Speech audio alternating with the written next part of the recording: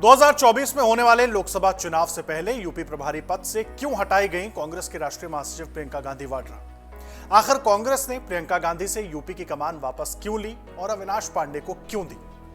दरअसल प्रियंका गांधी वाड्रा की कांग्रेस की यूपी प्रभारी के पद से छुट्टी हो गई है और लंबे समय से इस बात के कयास लगाए जा रहे थे कि वो इस पद पर काम करने को लेकर इच्छुक भी नहीं है। बीते कुछ महीनों से प्रियंका गांधी दूसरे राज्यों में तो सक्रिय रही, लेकिन उनका यूपी आना जाना कम होता गया।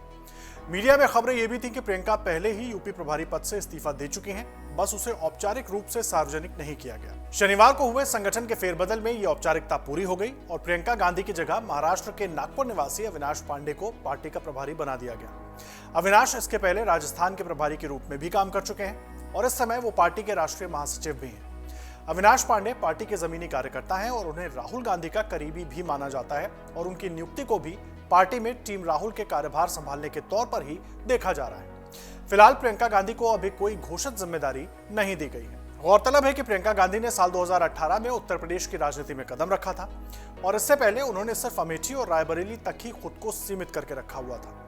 लेकिन 2019 के लोकसभा चुनाव से ठीक पहले प्रियंका गांधी को यूपी की जिम्मेदारी दी गई थी और उस समय पार्टी ने प्रदेश को दो हिस्सों में बांटा था। पश्चिमी यूपी के प्रभारी ज्योतिरादित्य सिंधिया थे और पूर्वी यूपी की प्रभारी प्रियंका गांधी। ज्योतिरादित्य सिंधिया अब बीजेपी में है।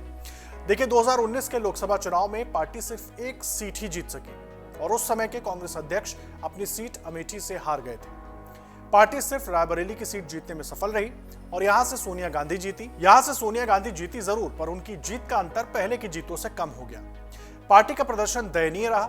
ज्योतिरादित्य सिंधिया बाद में इस पद से अलग हो गए। इसके बाद प्रियंका के पास पूरे प्रदेश का कार्यभार रहा, लेकिन सभी कोशिशों के बाद भी 2019 के लोकसभा चुनाव में कांग्रेस के हाथ सिर्फ रायबरेली की सीट लगी और इसी तरह साल 2022 के विधानसभा चुनाव में भी कांग्रेस उम्मीदों के मुताबिक प्रदर्शन नहीं कर पाई।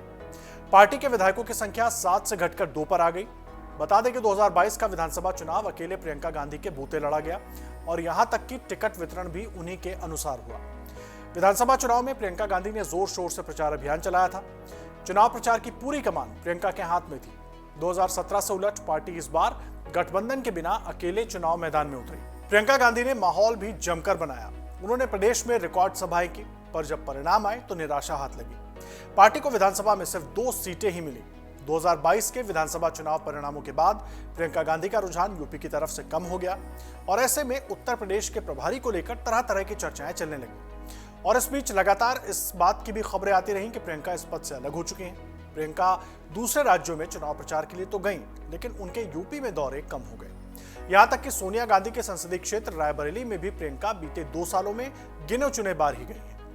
आपको बता दें कि ज्योतिरादित्य सिंधिया के बीजेपी में शामिल होने के बाद प्रियंका गांधी को सितंबर 2020 में पूरे राज्य का प्रभारी बना दिया गया था। जिम्मेदारी संभालने के बाद प्रियंका गांधी पार्टी का आक्रामक चेहरा बनकर उभरी।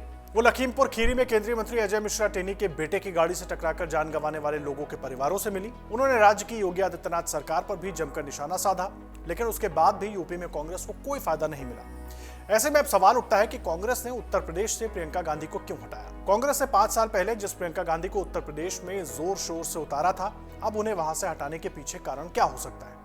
कांग्रेस शीर्ष नेतृत्व ने आखिर किस रणनीति के तहत उन्हें उत्तर प्रदेश से हटाया है? इसको लेकर राजनीतिक विश्लेषकों के बीच भी चर्चा का बाजार गर्म है। राजनीतिक विश्लेषकों के मुताबिक कांग्रेस ने जब प्रियंका को उत्तर प्रदेश में उतारा था, तब पार्टी को उम्मीद थी कि प्रियंका यहां पार्टी के लिए बड़ी गेम चेंजर साबित होंगी। पार्टी के उत्तर प्रदेश संगठन में उनके आने के बाद से कोई बड़ी मजबूती अब तक नहीं दिखी। कांग्रेस अब भी उत्तर प्रदेश में हाशिए पर खड़ी है। कांग्रेस अभी बीजेपी से मुकाबले में कहीं दूर तक टिकती नजर नहीं आ रही। पिछले 5 सालों में कांग्रेस के उत्तर प्रदेश में प्रदर्शन की बात करें तो पार्टी की स्थिति अच्छी नहीं रही है। कई राजनीतिक विश्लेषकों का मानना है कि पार्टी कुछ महीने पहले उत्तर प्रदेश कांग्रेस अध्यक्ष को पार्टी ने बदल दिया था और इस बदलाव के समय से ही माना जा रहा था कि उत्तर प्रदेश में प्रियंका गांधी से भी प्रभारी की जिम्मेदारी वापस ली जा सकती है। और इस बीच प्रियंका गांधी के लोकसभा चुनाव लड़ने की भी चर्चा है। राजनीतिक गलियारों में इस बात की चर्चा है कि प्रियंका सोनिया गांधी की सीट रायबरेली या राहुल गांधी की सीट अमेठी से चुनाव लड़ सकती हैं। इंडिया गठबंधन की पिछली बैठक में प्रियंका गांधी को पीएम मोदी के सामने वाराणसी से लड़ने की चर्चाएं भी उठी थी। मीडिया में चल रही खबरों के मुताबिक टीएमसी नेता और पश्चिम बंगाल की मुख्यमंत्री ममता बनर्जी ने कांग्रेस महासचिव प्रियंका गांधी वाड्रा को वाराणसी से प्रत्याशी बनाने की बात कही, जिसके बाद अब चर्चा तेज हो गई है कि प्रियंका गांधी को वाराणसी से लोकसभा का चुनाव लड़ाया जा सकता है। ऐसे में हो सकता है कि प्रभारी पद छोड़ने के पीछे एक वजह यह भी हो कि पार्टी आने वाले लोकसभा चुनाव में उनका उपयोग पूरे देश में प्रचार में करना चाहती हो। अगर आप ये वीडियो YouTube पर देख रहे हैं तो हमारे चैनल को सब्सक्राइब करें और बेल आइकन को दबाना ना भूलें। अगर आप Facebook पर ये वीडियो देख रहे हैं तो हमारे पेज को लाइक करें।